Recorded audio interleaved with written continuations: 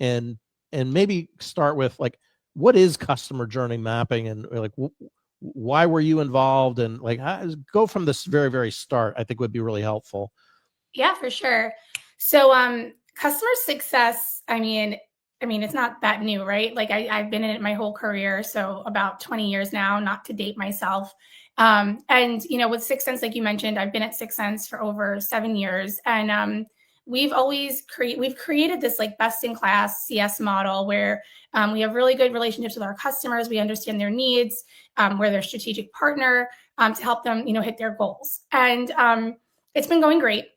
And as we've grown with Sixth Sense, year over year, we needed to scale a bit, and we also needed to make sure our customers are getting the best experience, no matter if they have a CSM that has been with us, like me, for 7 years, or net new to the company.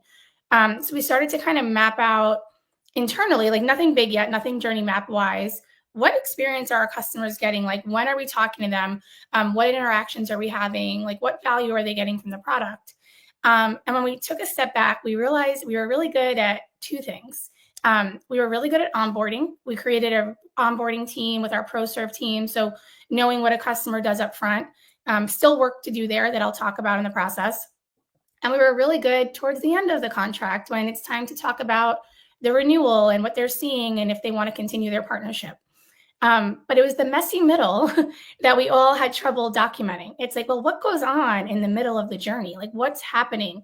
And it was a hodgepodge of, well, I do this, or I have an EBR once a quarter or once a month. And we were like, hold on, like, we need to streamline this and understand, what outputs and inputs we're getting from the customer throughout this life cycle. And we took it, I'll talk about it, with the life cycle, but we were like, we have to turn this messy middle into moments that matter, and like understanding what touch points really make sense. And to do that, we had to get in a room and go through it. So the generic answer that I would give you, though, on life cycle and journey mapping is it's a streamlined approach to understand the steps in the process that you want the customer to take along their life cycle in partnership with you. But on the flip, it's not just telling the customer what steps you want them to take. It's understanding what they need and how they're going to be successful. So we had to map it out so it wasn't this messy middle too much longer.